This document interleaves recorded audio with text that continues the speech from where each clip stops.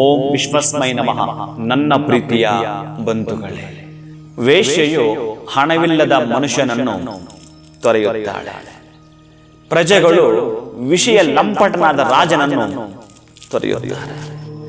ಪಕ್ಷಿಗಳು ಹಣ್ಣುಗಳಿಲ್ಲದ ಮರಗಳನ್ನು ತೊರೆಯುತ್ತವೆ. ಹಾಗೆಯೇ ವಾಲ್ಮೀಕಿ ಕೋಪಿಷ್ಟ, ದುಷ್ಟ, ಅವನ ತೊರೆದಿದ್ದರಿಂದ ವಾಲ್ಮೀಕಿಯಿಂದ ಹುಟ್ಟಿ ಬಂದ ವಾಲ್ಮೀಕಿಯಾದ. ಅಂತಹ ವಾಲ್ಮೀಕಿ ಜಯಂತಿಯ ಶುಭಾಶಯಗಳನ್ನು ಹೇಳುತ್ತಾ ಪ್ರೀತಿಯ ಬಂಧುಗಳೇ, ಮೊದಲು ಆತ ಕಳ್ಳನಾಗಿದ್ದ, ಕೋಪಿಷ್ಠನಾಗಿದ್ದ.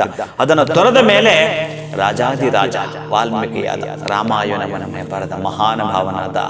ನೀವು ಅರ್ಥ ಮಾಡಿಕೊಳ್ಳಿ ಸ್ವಲ್ಪ ನಾವೇನ್ ಮಾಡಬೇಕು ಅಂತ, ನಾವೇನನ್ನು ತೊರೆಯಬೇಕು ಅಂತ, ಯಾವುದನ್ನ ತೊರೆಯಬೇಕು, ಯಾವುದನ್ನ ಪಡೆಯಬೇಕು ಅನ್ನೋದು ಮೊದಲು ನಾವು ಚೆನ್ನಾಗಿ ಗ್ರಹಿಸಬೇಕು. ಅದಕ್ಕಾಗಿ ಈ ದಿವಸ ಏನು ಗೊತ್ತಾ, ನಿಮ್ಮ ಮನೆಯಲ್ಲೂ ಅಂತಹ ಕೋಪಿಷ್ಠರು, ಅಂತಹ ಪಾಪಿಷ್ಠರು, ಅಂತಹ ದುಷ್ಟರು ಬಹುಶಃ ಗೊತ್ತಿಲ್ಲ, ಕುಟುಂಬದಲ್ಲೇ ಏನೋ ಒಂದು ಏರುಪೇರು ಆಗ್ತಾನೆ ಇದೆಯಪ್ಪ ಅಂತಂದ್ರೆ, ಯಾವ ಕತ್ತಲ ನಮ್ಮ ಮನೆಯನ್ನು ಆವರಿಸಿದೆಯೋ, ಯಾವ ಪೀಡೆ ನಮ್ಮ ಮನೆಯನ್ನು ಆವರಿಸಿದೆಯೋ ಅನ್ನೋ ಆತಂಕ, ಭಯ ನಿನಗಿದ್ದರೆ ಆ ಎರಡೂ ದೀಪಗಳಲ್ಲಿ ಇವತ್ತು ಮಂಗಳವಾರ ಒಂದೊಂದು ಕೆಂಪು ಹವಳವನ್ನ, ಆ ದೀಪಕ್ಕೊಂದು ಕೆಂಪು ಹವಳ, ಈ ದೀಪಕ್ಕೊಂದು ಕೆಂಪು ಹವಳವನ್ನು ಹಾಕ್ತಕ್ಕಂತಹದ್ದು.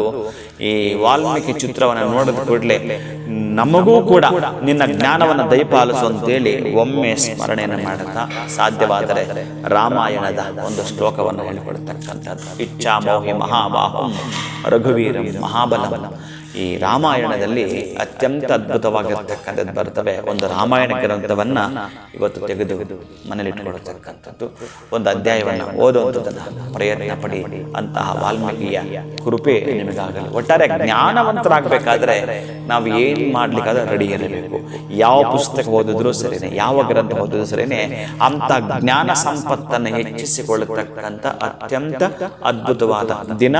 ನಮ್ಮ ಕೋಪವನ್ನ, ನಮ್ಮ ದಾರಿದ್ರ್ಯವನ್ನ ನೀಗಿಸಿಕೊಳ್ತಕ್ಕಂತಹ ದಿನ ಈ ಮಂಗಳವಾರ. ಪ್ರೀತಿಯ ಬಂಧುಗಳೇ, ಶುಭಂಭೂಯ. ಒಳಿತಾಗಲಿ.